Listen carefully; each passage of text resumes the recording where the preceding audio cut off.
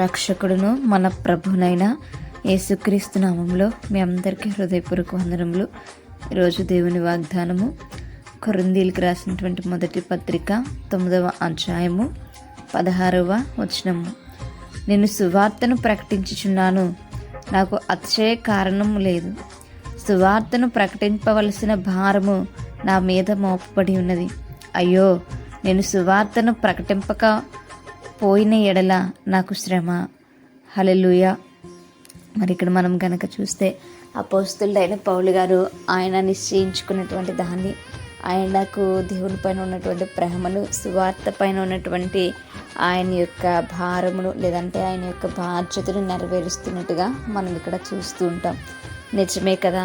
మరి ఈరోజు సువార్తను మరి చెప్పవలసినటువంటి బాధ్యత అందరికీ ఉంది కదా.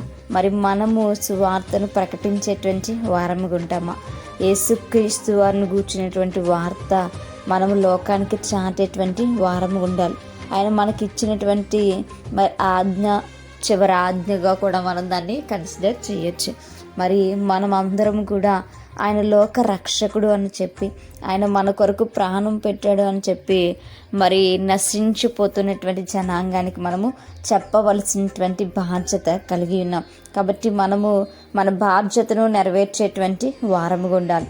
సువార్తను ప్రకటిస్తున్నామని చెప్పి గర్వముగా, అతిశయముగా ఉండకూడదు. కానీ సువార్తను ప్రకటించాలి అనేటువంటి భారము కలిగి అయితే మనం జీవించాలి అనేటువంటి సత్యాన్ని ఇక్కడ మనకి తెలియచేస్తున్నారు. మరి మనము ఇక్కడ పౌలు గారు అంటున్నారు, నేను సువార్త ప్రకటించకపోతే నాకు శ్రమ అంటున్నారు. మరి ఈరోజు ఆ విషయాన్ని మనం జ్ఞాపకం చేసుకుంటున్నామా? మనము క్రీస్తును గూర్చినటువంటి మాటలు దాచేస్తే, మనము ఆయన కోసం ఎవరికి తెలియచేయకపోతే మనకి కూడా అది శ్రమే. ఈ విషయాన్ని మనం జ్ఞాపకం చేసుకోకుండా మనకు నచ్చినట్టుగా మనము జీవించేస్తూ ఉన్నాం, మనకు నచ్చినట్టుగా మనం బ్రతికేస్తూ ఉన్నాం. అయితే దేవుని యొక్క వాక్య భాగం సెలవిస్తుంది, మనము సువార్తను ప్రకటించేటువంటి వారం ఉండాలి. అనేకులకి క్రీస్తును గూర్చినటువంటి సువార్తను మనము అందించేటువంటి వారం ఉండాలి. మరి మనం మన జీవితాలు మన కొరకే కాదు, కానీ దేవుని కొరకు జీవించేటువంటి వారముగా ఉందాం. రక్షకుడిని గుర్తెరిగినటువంటి మనము అనేకులకి రక్షకుని కోసం తెలియజేసేటువంటి వారముగా ఉందాం.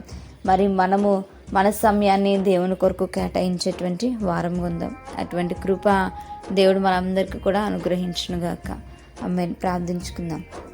పరిశుద్ధుడ, మహాగణుడ, గొప్పవాడ, మీకు స్తోత్రములు. ప్రేమాస్వరూపి, మీకు వందనాలు.